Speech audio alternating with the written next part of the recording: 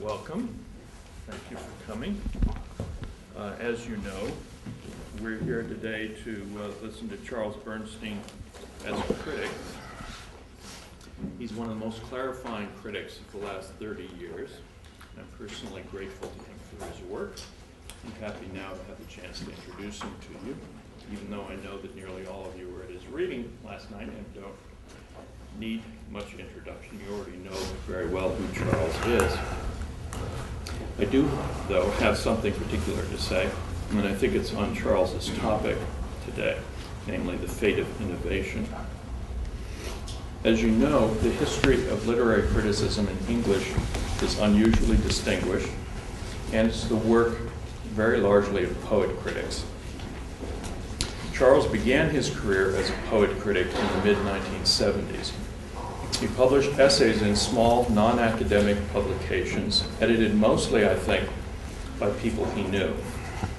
These essays from 1975 to 1984 were collected in a wonderful volume, Contents Dream, and published by Sun and Moon Press, which has been run by Doug Messerly, published in 1986, that is, by a friend of Charles's. This was not an academic publication. Few footnotes, no endnotes, almost no apparatus. And this was a book of literary criticism. 15 years later, yes, the book has been reissued by a university press. And Charles's next critical books were published first by Harvard University Press and then by the University of Chicago Press, as you know from the introduction and the discussion yesterday. But Charles's entry as a critic was not an academic affair. His effort to bring change to the U.S. poetry scene came from outside the academy. And that effort has been enormously successful, particularly in the literary academy. This is an important thing to understand. The academic institutions that run the MFA programs that Charles has criticized and that employ many of the poets he has indirectly criticized, these institutions have listened and responded accommodatingly to his challenge from outside. Frank Kermode wrote an essay about the weakness of literary institutions by comparison to, say, political or legal institutions. His point was that strong institutions fight their opponents. Weak ones absorb them. Charles did not do a PhD, but he held a prestigious chair at Buffalo for many years, and now he has a chair at Penn. He has very creatively built up poetry communities at both these institutions, very creatively by anyone's measure. Everyone here should be aware of the enormous contribution Charles and Al Philrice have made with Penn Sound, an online archive of audio poetry files, and with much else. Charles has written that a new literature requires new institutions, and these institutions are as much a part of its aesthetic as the literary works that they weave into the social fabric, end quote. This is to say that he has helped to establish a literary culture, even new institutions, within the academy, that is, within old institutions. Charles's career as a poet critic is parallel, in the terms I've been using, to that of John Crow Ransom,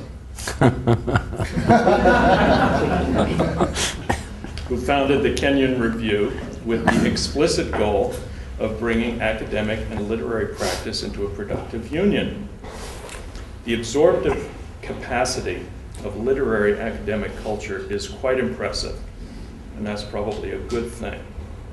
But how does a critic with an oppositional, satiric bent resist the comfort of agreeable students and courteous colleagues? Should we really want continuous opposition within the academy? Is that necessary for innovation? Or is there a value to conformity within the academy? Charles is an enormously creative, resourceful intellectual, so I know that he has thought about these matters, and I'm eager to hear his thoughts, especially if they touch on these questions today. He's going to talk to us about aesthetics, innovation, and criticism. Please join me in welcoming the critic who has most effectively changed the taste of our time, Charles Bernstein. Thank you very much. I was very happy with both these introductions because they're really kind of set particular points of view about what I'm doing that allow me to respond to them as I continue on. This, as you'll see, Bob's comments here at the end are completely what I'm addressing on almost every point, as you could have anticipated. But you know, I think that it's great to get that opening, including, by the way, the ransom, which I have thought about a lot because I think that's true. That parallel, obviously, it's funny because we have the opposite aesthetic and political viewpoint, but institutionally. And I want to return to the new critics for that reason. I first came to University of Chicago when Bob invited me to present a paper, sort of in the condition that this one is in, to his workshop there, and that was a great experience. And I had read his work over time, and you know, he's the person I primarily think about, I have to say, when I think about the University of Chicago from the point of view of poetry, because I've always felt in my teaching and reading, and even a poet, that I learned an enormous amount from his work. And also he was willing, instead of just stating opinions, to actually do some research to understand how those opinions might work in the world, rather than just asserting his opinion and saying this is what it is. And I think the students that he has worked with have continued that work of actually trying to understand what different reading values might mean and how different audiences work against it. And my own work, particularly Artifice of Absorption, is very much indebted to his work, even while it counters it, because it was work that I could understand and appreciate, a viewpoint that wasn't my own, and therefore have some substantial set of ideas to respond to.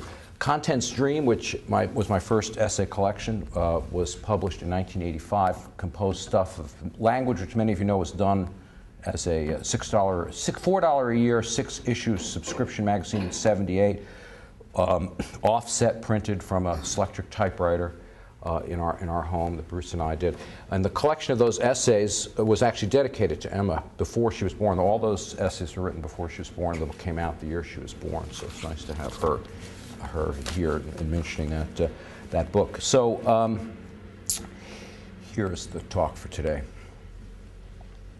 Imagine poetry as a series of terraces, some vast, some no bigger than a pinprick, overlooking the city of language. The sound and light show begins in the dark. Sentences dart by one, forming wave after wave of the rag and bone shop of the quotidian. Events passing before our eyes like the faint glimmer of consciousness in an alcoholic stupor. Facts everywhere, but not a drop to drink. Language is an event of the world, just as for language users, the world is an event of language. Even the world is a word. All the signs say no passage. Still, there must be a way.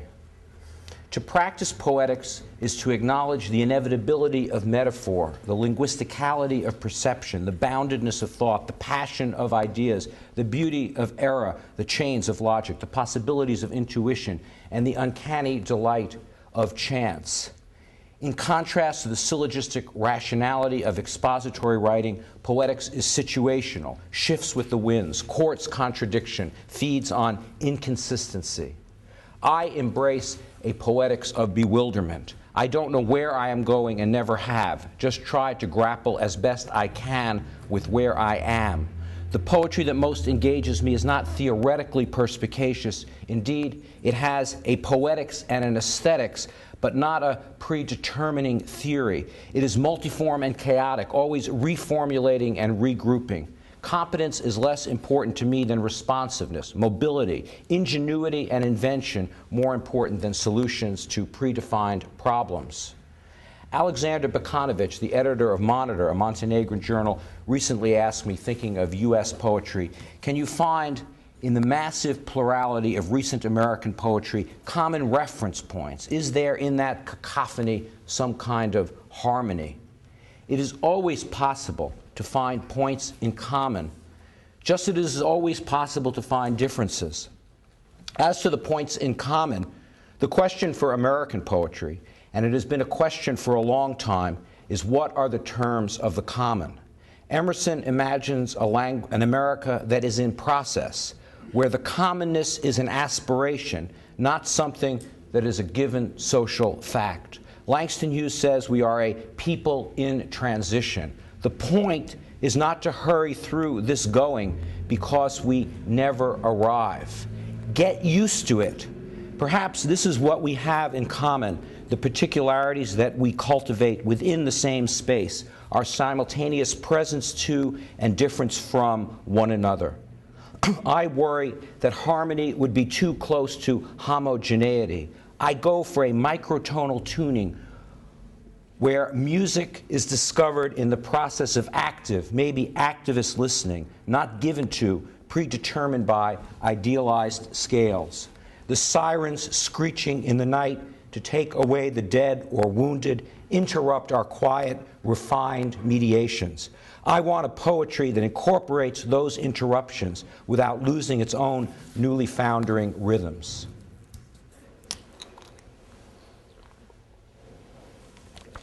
Particulars and their constellation, mosaic, seriality, excuse me, imagination of the negotiation of democratic social space, the particular not consumed, not made into an abstraction, into stone, not dominated.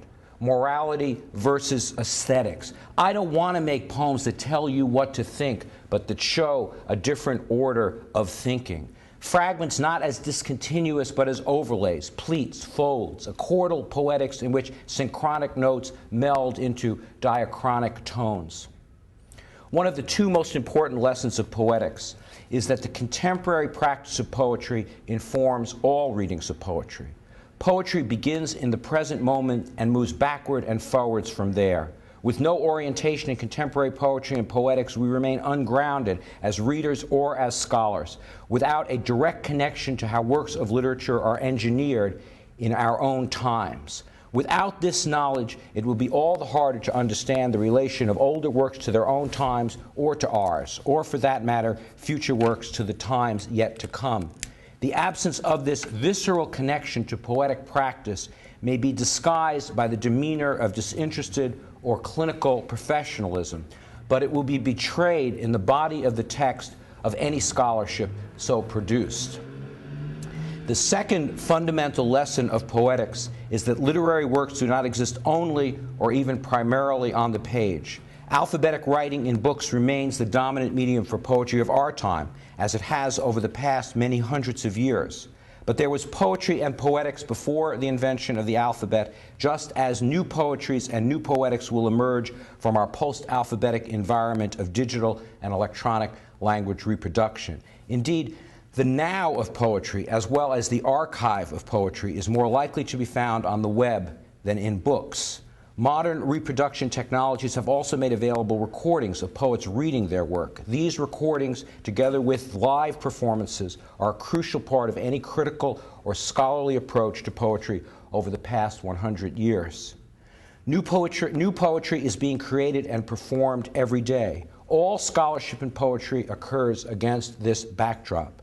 Poetry readings and poetry on the web are directly relevant to literary scholarship of any type and of all periods. In this sense, poetry and poetics, as I'm imagining them here, are a core value of the literary academy. The ongoing creation of new poetics offers us a glimpse into how literature is made in response to ever-changing conditions. And it offers us a chance not just to observe the unfolding story, but to change it.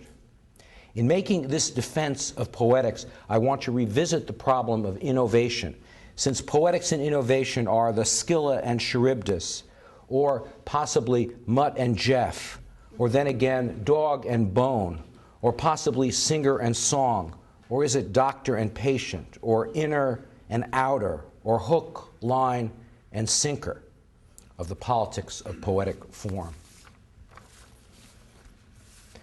Radical formal innovation in modernist and contemporary art has at times been seen as undermining the aesthetic. But it is more accurate to say that such works reinvents the aesthetics for new readers and new contexts.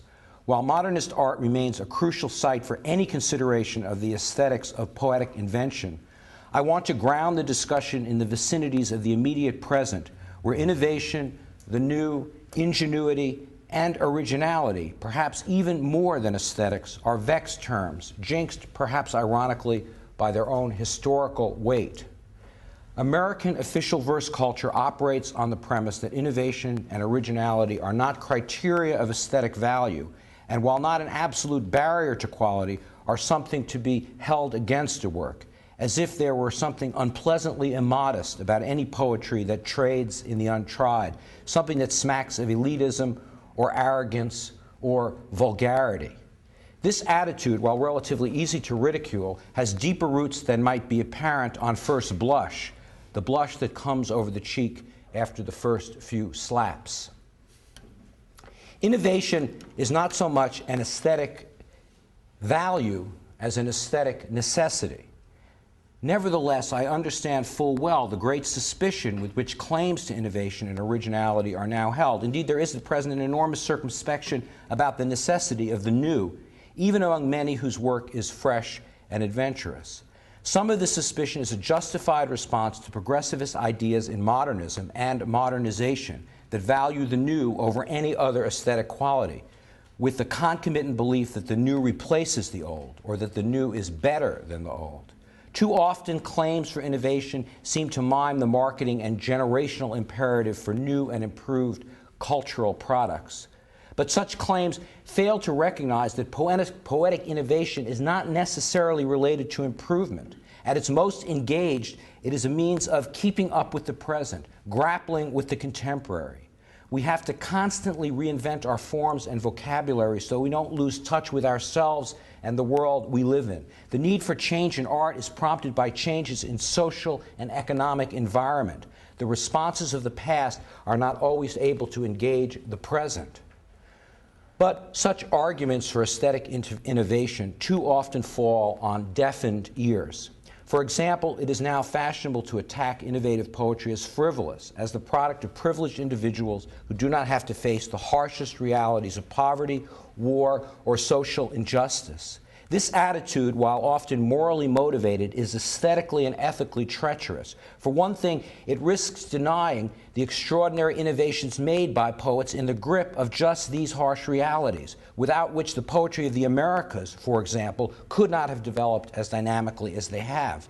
More accurate would be to say that innovation comes as a response to the human crisis. Innovation is the mark of rethinking, trying to break out of the obsessive repetition compulsion that we see all around us, whether as an individual or in a family, or politically in the conflict between states and groups. The idea that innovation is a luxury for the privileged or those who remove themselves from struggle creates an at best romantic, at worst demagogic nostalgia for the greater authenticity of the experience of the imagined, less well-off other, as if only severe forms of oppression can create relevant poetry, as if we are so well off ourselves with so many things to keep us company. You might say that severe forms of oppression rob a people of its right to poetry, and that the crisis for poetry, for the aesthetic, is to create space for poetry again and again. For that, anything less than invention falters. Sometimes that faltering can be exquisitely beautiful. And sometimes the fall away from faltering can seem crass or crude. But the human need to create anew is no less strong than our desire for lamentation. And even lamentation is not safe from the erosion of our consuming culture. Even lamentation must be reinvented, lest the dead be mocked and the living become ghost walkers, zombies of the tried and no longer true. For well over 100 years, we have been living through a period of aesthetic disruption, which is to say shifting and readjusting to, reeling and spinning from the social and technological changes of the long 20th century. Of course, the danger for invention is that your invention fails. It usually fails, since most art produces failure, no matter its successes. But the danger of not inventing is to succeed, but to succeed at little or nothing. So these are the poles. It can be honorable and admirable to succeed at nothing. I have made a point of it. Just as it can be illuminating to fail at innovation. According to Henry Petrowski, in his book, The Evolution of Useful Things, his great study of inventions from paper clips to zippers, form follows not function, but failure. According to Petrowski, it is the frustration with existing things that produces innovation. I'm interested in thinking through how this applies to poetic invention and originality, where the motivation may be less to produce the new than a frustration with aspects of existing work, not just in terms of form and content, but also means of reproduction and distribution. Petrowski states his central idea succinctly, and this is the quote from Petrowski: "The form of made things is always subject to change in response to their real or perceived shortcomings, their failures to function properly. This principle governs all invention, innovation, and ingenuity. It is what drives all inventors, innovators, and engineers. And there follows a corollary. Since nothing is perfect, and indeed, since even our ideas of perfection are not static, everything is subject to change over time. There can be no such thing as a perfected artifact. The future perfect can only be a tense, not a thing." Petrowski's engineering perspective is remarkably free of the self-conscious unease that is the occupational hazard of the American poet working against accepted practices. Not surprisingly, Edgar Poe, in The Philosophy of Composition from 1846, anticipates this peculiarly American struggle both for and against invention and originality, along with Petrowski's negation of the famous Bauhaus slogan, "Form follows function." Mr. Poe writes this: "My first object, as usual, was originality. The extent to which this has been neglected in versification is one of the most unaccountable things in the world. Admitting that there is possibility of variety in mere rhythm, it is still clear that the possible varieties of meter and stanza are absolutely infinite. And yet, for centuries, no man in verse has ever done or ever seemed to think of doing an original thing." The fact is, originality, unless in the minds of very unusual force, is by no means a matter, as some suppose, of impulse and intuition. In general, to be found, it must be elaborately sought.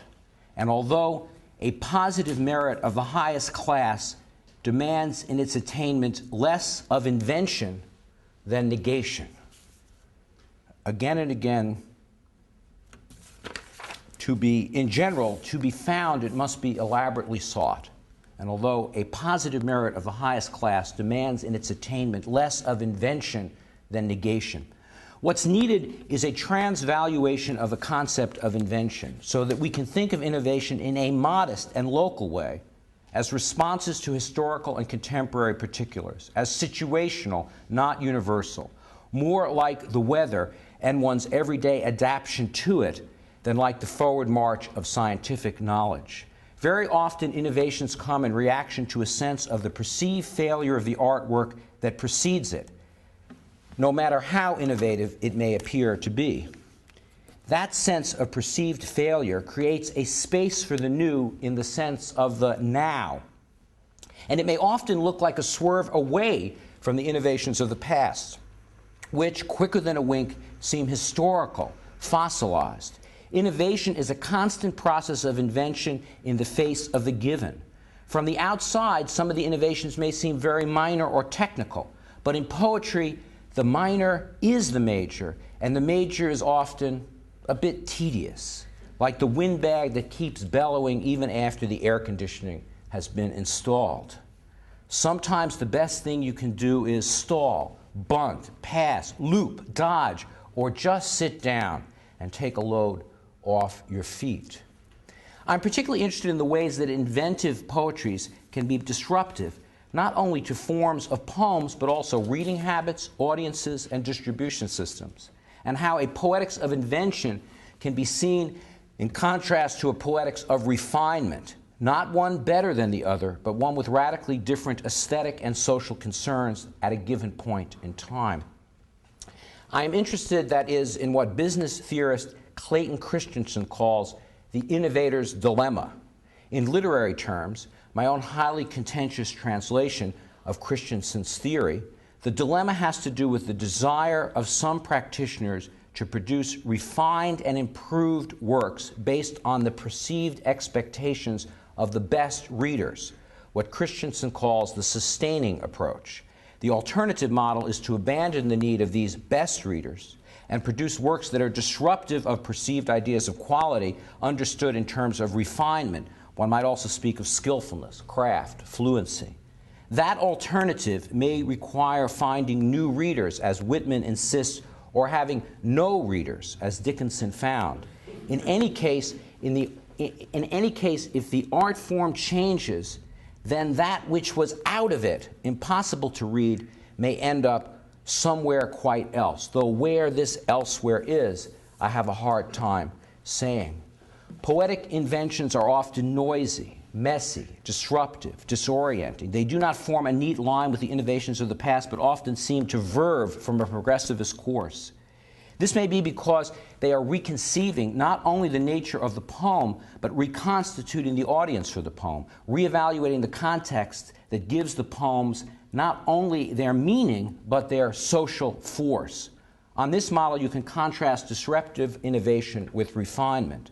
Very often, the refined work that comes after disruptive innovations is better than the originals, but may lack some of the initial energy. On the vertical or diachronic axis, Louis Zukofsky's poem beginning "the" and "a" are refinements of, respectively, Eliot's "The Wasteland" and Pound's "Cantos." At the same time, Zukofsky's poems are surely examples of disruptive innovation. For this reason, while the terms need to be contextualized rather than treated as true or absolute values. While movements toward refinement are especially useful to consider across generations, you can also see shifts in a single poet's work. Say the difference between early and late Eliot, or, for that matter, early and late Allen Ginsberg. Still, it's important not to conflate the refinement of initially disruptive innovation as innovation while losing sight of actually existing innovation because it doesn't look like you think it should. After all, my motto is still, should never say should. Should you? I realize that I may appear to be valuing innovation over refinement, at least registering my sense of how important inventiveness and indeed ingenuity has been for American poetry in the past century. But I want to suggest that the innovation of American poetry have not necessarily been toward improvement, but in contrast have worked to disrupt the ascent of an American poetry of refinement and assimilation. At the same time, I want to flag the danger of morally coding either end of this spectrum of disruption or refinement.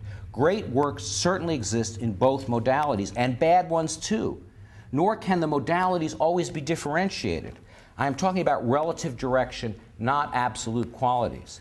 Inventive poetries, each in their own way, often very explicitly abandon models for refining and improving poetry, of meeting the expectations of existing poetry audiences with more beautifully articulated poems that consolidate the innovations of prior generations. They resist assimilation.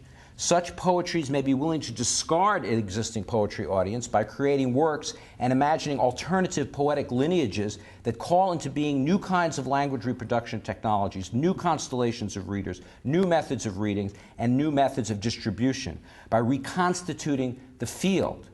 As in the business model of innovation, inventive poetry is disruptive of existing values and indeed may actually be messier, noisier, and cruder than other available poetic works. Christensen's business model provides an uncomfortably accurate description, especially since discourse about the arts often goes at great length to distance itself from market models. Yet categories such as mainstream and fringe are familiar to both discourses, as is the underlying notion of received historical value. And aren't the poetry products of official verse culture served up to customers accepting a certain kind of product performance that innovative poetries fail to provide, often because the work either doesn't register as poetry or because it lacks or rejects expected literary values? In any case, Christensen is a relief from the tiresome cliches derived from Peter Berger and Renato Poggioli's theories of the avant-garde and Harold Bloom's theories of influence. Now here's my alternative from a Harvard Business School Press published book, The Innovator's Dilemma. So I'm quoting from Christensen. What all sustaining technologies have in common is that they improve performances of established products along the dimensions of performance that mainstream customers in major markets have historically valued. Occasionally, however, disruptive technologies emerge, technologies that result in worse product performance, at least in the near term. Ironically, in each of the instances studied in this book, it was disruptive technology that precipitated the leading firm's failure. Disruptive technologies bring to market a very different value proposition than had been available previously. Generally, disruptive technologies underperform established products in mainstream markets, but they have other features that a few fringe and generally new customers value. A good recent example of a disruptive and messy new technology is the digitalization of poetry, which is not just reproducing, but producing new possibilities for both the art of poetry and the archive of poetry.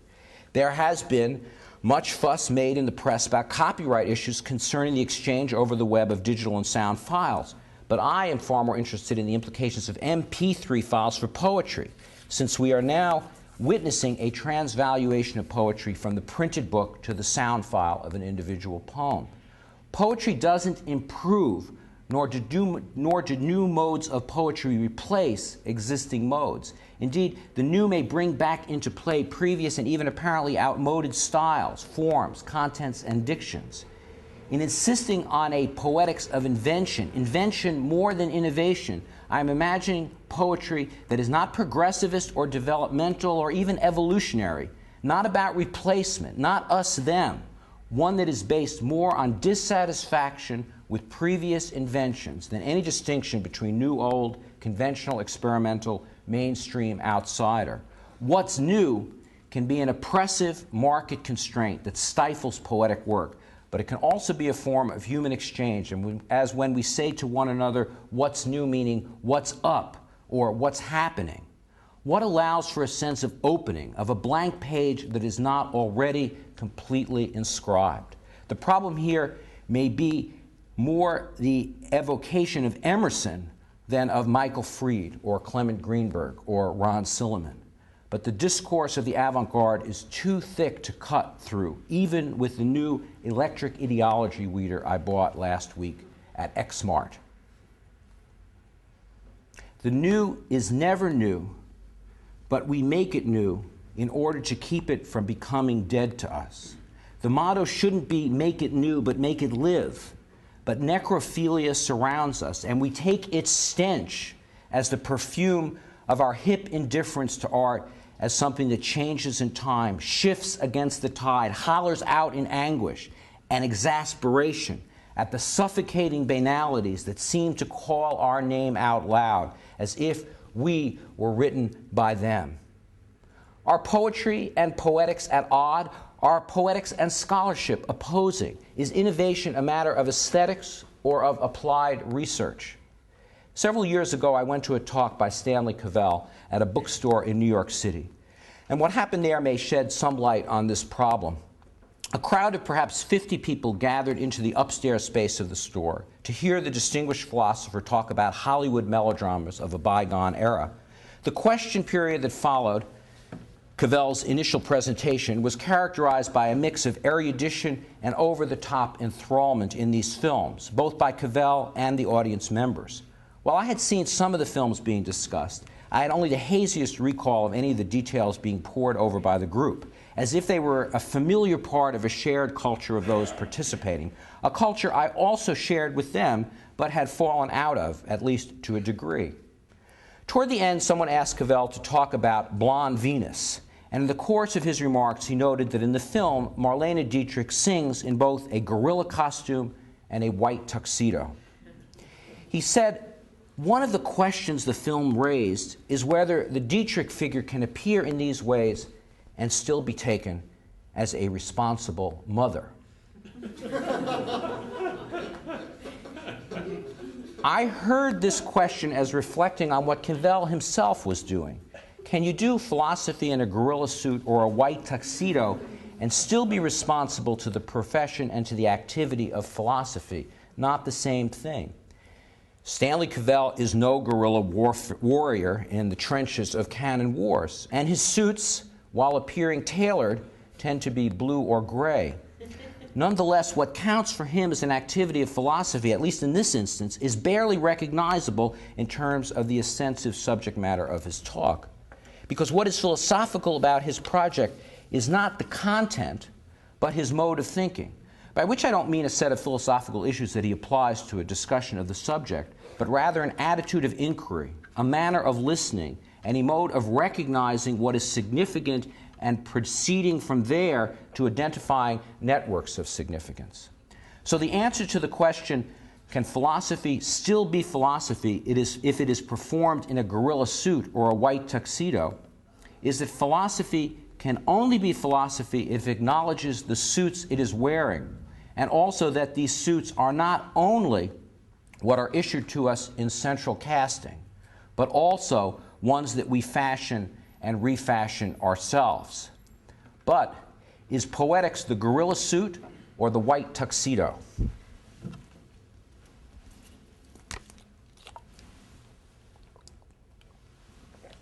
As a literary genre, Poetics refers to works on the philosophy of composition, from Aristotle's Poetics to the many contemporary works on poetics of one or another thing, from scholarship to architecture. Poetics also is the term used for works about poetry written by poets. There is a long and storied history of both kinds of poetics, but this is not to be an account of the history of a literary form, but rather of the significance of poetics for literary scholarship. With that in mind, it is important to note a distinction between literary theory, philosophy, and poetics. Literary theory can be described as the application of philosophical, political, and psychoanalytical principles or methods to the study of literary or cultural works. Theory suggests a predilection for consistency and explanation, and like philosophy, may take the form of stand-alone arguments. Poetics, in contrast, is provisional, context-dependent, and often contentious. Theory will commonly take a scientific tone. Poetics will sometimes go out of its way to seem implausible, to exaggerate, or even to be self-deprecating. Since this is a work of poetics, I won't note that poetics can also take a form directly opposite to what I am proposing. Like politics, poetics is plural. In some ways, literary theory in its many forms has displaced poetics as a model for scholarship and criticism. Anthologies of literary theory, while often including statements by poets from earlier centuries, largely turn their attention to literary theorists and related philosophers when they come to the 20th century. Perhaps this seems a more sensible choice as models for both scholarship and criticism. Poetics in this system becomes another form of poetry, something to be subjected to criticism and analysis, but not the model for the practice of criticism, scholarship, or interpretation that it nonetheless continues to be. I am not trying to trump conservative criticism with special claims for innovative poetry. Quite the contrary. Indeed, any consideration of poetry and poetics needs to focus not just on the aesthetics of art making, but also the aesthetics of criticism. For poems can't go it alone, and never could, relying, as they so often do, not only on the kindness of strangers, but the testimony of friends. Maybe close reading would get a better rap if we called it PSI, Poetry Scene Investigation. Of course, that would mean treating the poem as a crime, but maybe it is, a crime against mass culture in the name of public culture. Poetry is too important to be left to its own devices. Interpretation is act, editing a form of writing, translation a condition of reading. You remember the joke about the difference between the schlemiel and the schlemazel. The schlemiel is the one that spills the soup. The schlemazel is the one that it gets spilled on. You could say that this is just the difference between the poet and the critic. in my semiotic economy. Poetry is too important to be left to its own devices, means that poems can't do all the work of poetry by themselves.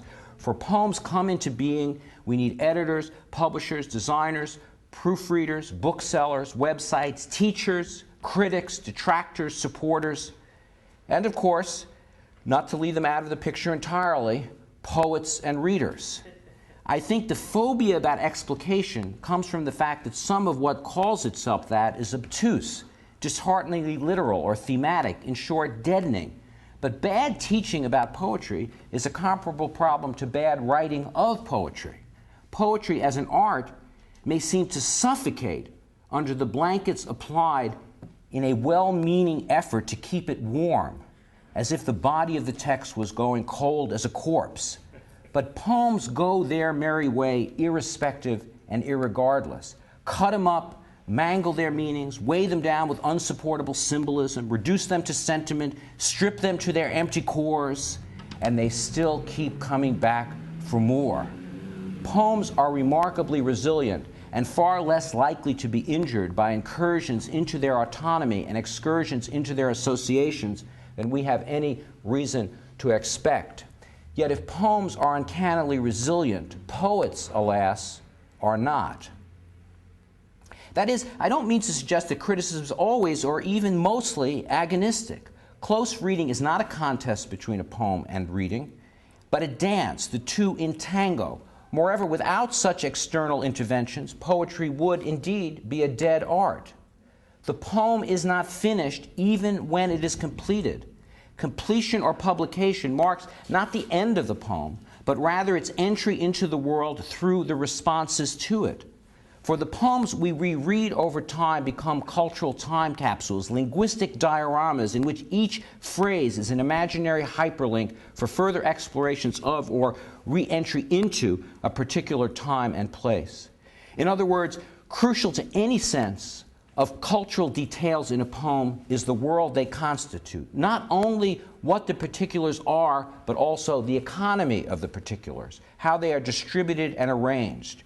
Inspiration is not what comes before the poet writes the poem, but what happens when the poem is read or heard. A criticism is responsible to the degree it is able to respond. Criticism engages and extends the work of the poem. But criticism is not the end of poetry, nor is the poem the final destination of a process of analysis and research. The poem is an initial point of embarkation on journeys yet to come, on earth as they are in the imaginary space between here and there, now and then, is and as. Everybody talks about the fall of humanities, but nobody makes an effort to get up. In other words, does the past have a future? There are no core subjects, no core texts in the humanities, and this is the grand democratic vista of our mutual endeavor in arts and letters, the source of our greatest anxiety and our greatest possibilities. In literary studies, it is not enough to show what has been done, but also what it is possible to do. Artworks are not just monuments of the past, but investments in the present, investments we squander with our penurious insistence on taking such works as cultural capital rather than cultural expenditure. For the most part, our programs of great books amount to little more than lip service to an idea of culture that is encapsulated into tokens and affixed to curricular charm bracelets to be taken out at parties for display, but never employed in the workings of our present culture. Ideas are dead except in use. And for use, you don't need a preset list of ideas or great works. Almost any will do, if enactment, not prescription, is the aim. Many of us write and teach works that raise, for many, some of the most basic questions about poetry. What is poetry? How can this work be a poem? How and what does it mean? These are not questions that I always want to talk about, nor ones that the works at hand continually raise for me. Whatever questions I may have of this sort, I have either resolved them or put them aside as I listen for quite different, much more particular things. My own familiarity with poetry, with the poetry I teach, puts me at some distance from most students who are coming to this work for the first time. And yet, when I overcome my resistance and engage in the discussion, which I often find becomes contentious and emotional, I am reminded that when a text is dressed in the costume of poetry, that in and of itself is a provocation to consider these basic questions of language, meaning, and art. Inevitably, raising such questions is one of the uses of poetry to which I am most committed. That is, poetry marked by its aversion to conformity, to received ideas, to the expected or mandated or regulated form. These aversions and resistances have their history. They are never entirely novel nor free of traditions, including the traditions of the new. That history is nothing less than literary history. But the point of literary history is not just a selected sequence of works was created, not that they are enduring or great or deplorable and hideous, not that they form a part of the cultural fabric of that time or a tradition that extends from then to now. All that is well and good, but aesthetically secondary. The point, that is not just the transcendental or cultural or historical or ideological or psychoanalytic deduction of a work of art, but how that work plays itself out, its performance, not just its interpretation. But as history is written by the victors, so art, as a matter of professional imperatives, is taught by the explainers. It needn't be so, for we are professors, not deducers. Our work is as much to promote as to dispel, to generate as much as to document. I am not, I know it sounds like I am, professing the virtue of art over the deadness of criticism, but rather the aversion of virtue that is the first principle of the arts, and an inherent, if generally discredited, possibility for the humanities. I suspect part of the problem may be in a certain idea of philosophy as critique, rather than art as practice, that has been the model for the best defense of the university. I don't say critique as opposed to aesthetics, but critique without aesthetics. That is, the sort of institutionalized critique that dominates the American university is empty, a shell game of great books and big methods full of solutions and cultural capital signifying nothing. That is, professionalized critique dogs every school of criticism when, as a matter of routine and perhaps against its most radical impulses, it turns art into artifact, asking not what it does but what it means, much as its own methods are, and quicker than a wink, turn from tools to artifacts. Like I told the man at the agency, if you want the guy to talk, you need to remove your hand from his throat, even if it looks like that's the only thing keeping him upright. Poetry and the arts are living entities in our culture. It is not enough to know the work of a particular moment in history removed from the context of our contemporary public culture. Such knowledge risks being transmitted stillborn. Just as we now insist that literary works need to be read in their socio-historical context, so we must also insist that they be read into the present aesthetic context. So while I lament the lack of cultural and historical information on the part of students, I also lament the often proud illiteracy of contemporary culture on the part of the faculty.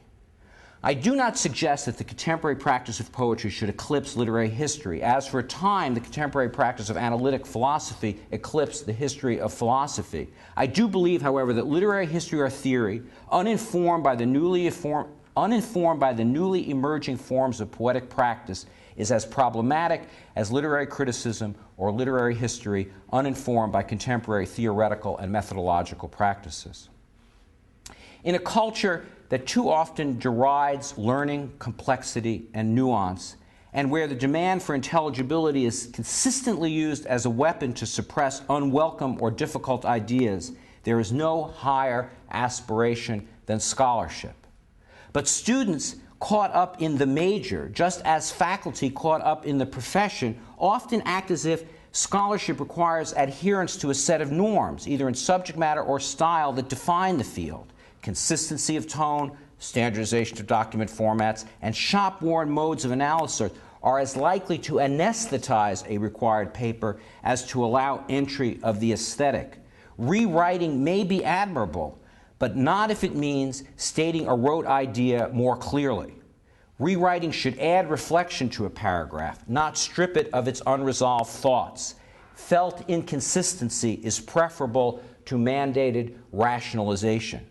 To state the obvious, an unorganized or differently organized essay that suggests active thinking is often more useful in response to a literary work than a paper of impeccable logic that has little to say.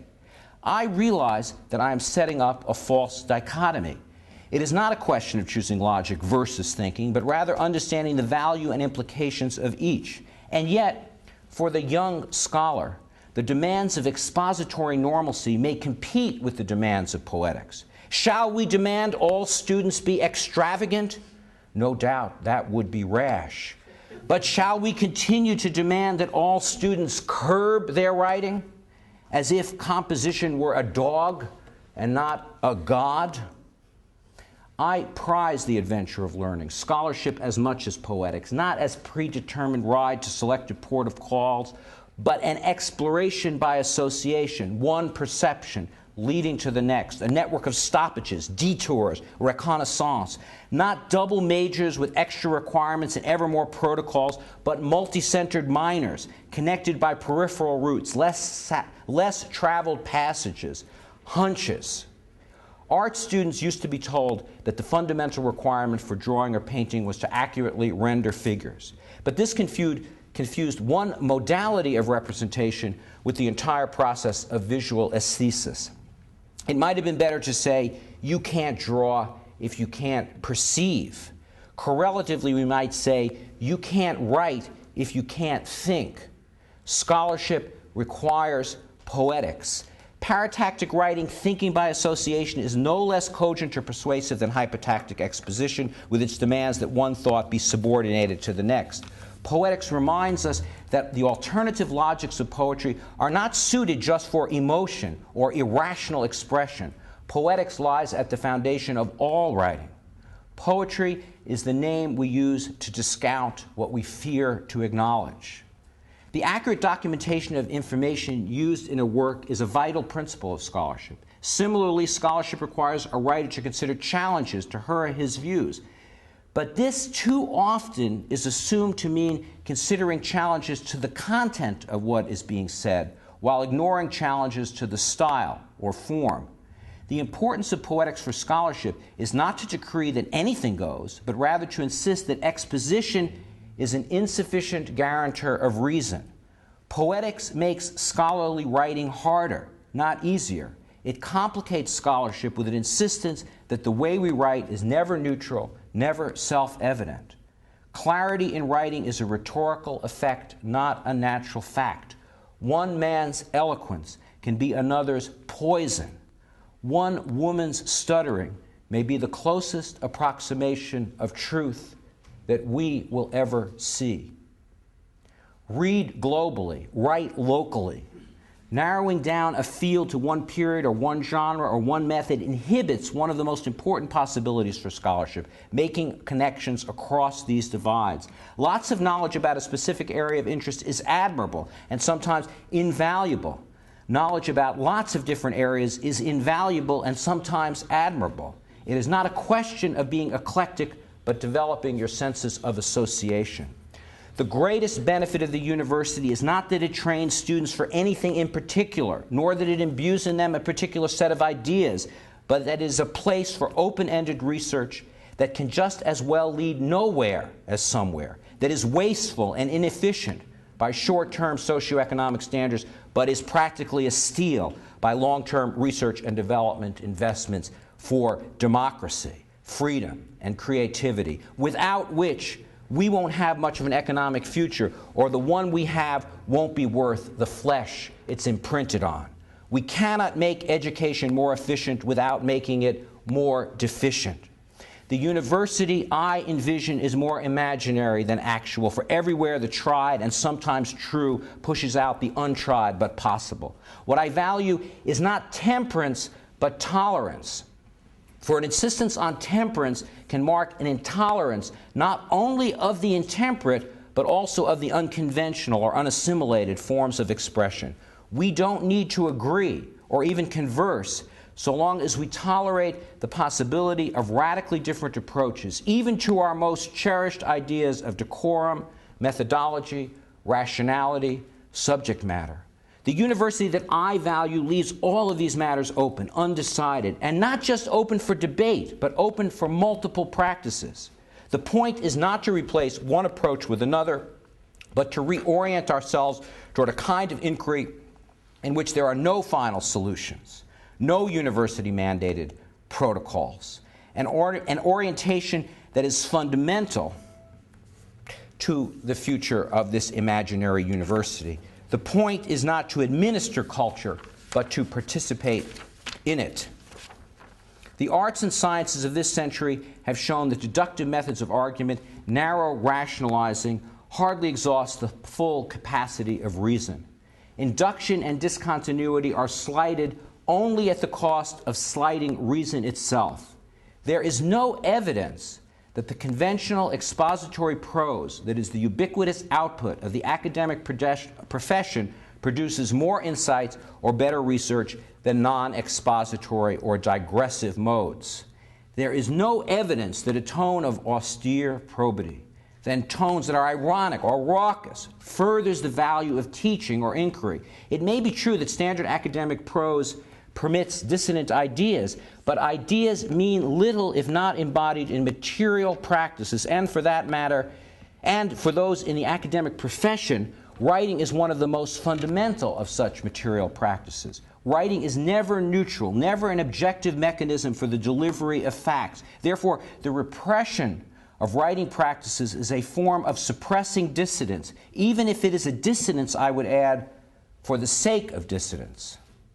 So while my attitude to the academic profession is highly critical, I want to insist that one of the primary values such a profession can have from its constituent, that one of the primary values such a profession can have results from its constituents challenging authority, questioning conventional rhetorical forms, and remaining restless and quarrelsome and unsatisfied, especially with the bureaucratizing of knowledge that is the initial force that pulls us together as a profession, which is to say, the profession is best that professionalizes least.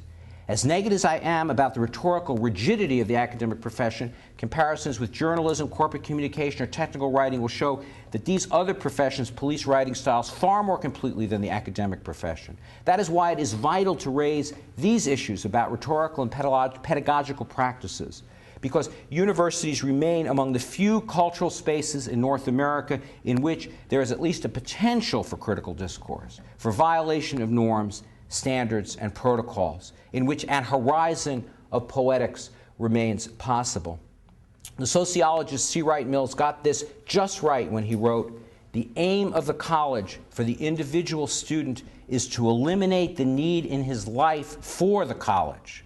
The task is to help him become a self-educating person, for only that will set him free." My commitment is to public education, the education of the public at large, and an education about the public, how it is constituted. What sort of investment are we willing to make in the intellectual and cultural development of our citizens so that we can remain as a country innovative, vibrant, socially responsible? How can we prepare ourselves for the unexpected, the difficult, the troubling events that are sure to lie ahead for all of us? Will we spend billions for defense while begrudging any money spent on what we are defending? The great experiment in mass education is not even 100 years old. It has virtually no downside. That we teeter on abandoning this commitment now is a testament to the smallness, to the lack of generosity, and to a contempt for non-commercial values that can only make us poorer, not only culturally, but economically. Everybody talks about the crisis in humanities, but nobody takes responsibility for it. It is often lamented that humanists make a poor case for their values in the face of the powerful claims of those who advocate, on the one hand, invariant, often religiously derived principles, and those who advocate, on the other, techno-rationality, the idea that knowledge must be observer-independent and reproducible. I want to propose poetics as a foundation for a realm of values that is neither scientistic nor moralistic. Poetics is an ethical engagement with the shifting conditions of the everyday. If it is poetic license to contrast ethics as a dialogic practice of response in civil society with morality as a fixed code of conduct and belief, then poetic license I will surely claim. Poetics is an activity, an informed response to emerging circumstances. As such, it cannot claim the high ground of morality or systematic theory. Poetics is tactical, not strategic. Indeed, it is poetics' lack of strategy, its aversion to the high ground, that often causes it to appear weak or confused or inconsistent or relativistic, which Bob hinted at in the introduction. Yet, in the struggle between ethics and morality, ethics has the advantage even when it appears to be wandering in the wilderness. But this advantage is too rarely taken advantage of. What is needed is a poetics of poetics, that is, a defense of the ethical groundings of poetics. In that sense, my approach is closely related to what George Lakoff argues in Moral Politics, that we must be as strong in our advocacy of our values, what he calls the values of nurturing parents, as the moralists are for their values, what Lakoff calls the values of the strict father.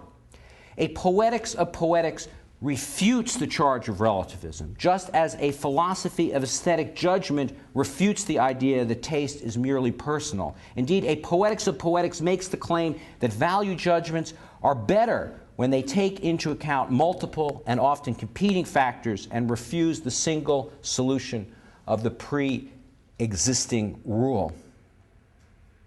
It is not the poets born in North America that are natives to our poetry, but the ones who came here in exile and made America their home.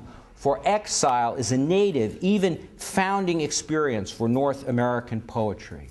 Speak truth to truth. I want a visceral poetics that articulates the value of the particular over and against the rule of the universal, that refuses to sacrifice the local in the name of the national or corporate, that is dialectical rather than monologic, situational rather than objective, and that prizes knowing and truthfulness more than knowledge and truth. I want a social poetics that is embodied rather than neutral, that actively acknowledges context dependence as a counter to the appearance of objectivity. Social poetics, like what Kenneth Burke calls sociological criticism, begins with a conception of the poem as an action to be read in relation to its social motivation, not its intention. The motive or design is the underlying reason for a work to come into being in the world, its orientation or trajectory. In contrast, intention is the calculated effect of style and technique. Social poetics acknowledges the agency of a work of art, not simply its historicity, where agency is recognized in the work's response to particular conditions. How can such aesthetic or poetic readings be accomplished? So much literary training directs us toward the themes and content of a work as if they are synonymous with meaning, that we have almost come to believe against ourselves that all the rest is window dressing. Perhaps we've lost the hang for listening. Perhaps we just don't hang in long enough. Perhaps we've lost the hankering. But maybe it is just a matter of practice. The aim of a course in poetics is not the memorization of facts, but the engagement with works, and not so much the themes of works, but their material emanations as sound and form. The invention of which I speak underlies the practice of both poetry and poetics, scholarship and criticism. Such invention is not a matter of choice, not one among many possibilities, but a necessary probe of perception for grappling not only with things as they are, but with things as they might be. For that task, words such as innovation and invention may be inadequate. Perhaps a better word to invoke is the aesthetic force of no, a resistance to the given state of things as not working, or not working right, or not working anymore. That doubt, that refusal especially of innovation, may be the mark of any such endeavor, so conceived and so dedicated. As blank may be its space. Imagine poetry as a series of terraces, some vast, some no bigger than a pinprick, overlooking the city of language. The sound and light show begins in the dark. Sentences dart by one, forming wave after wave of the rag and bone shop of the quotidian. Events passing before our eyes like the faint glimmer of consciousness in an alcoholic stupor.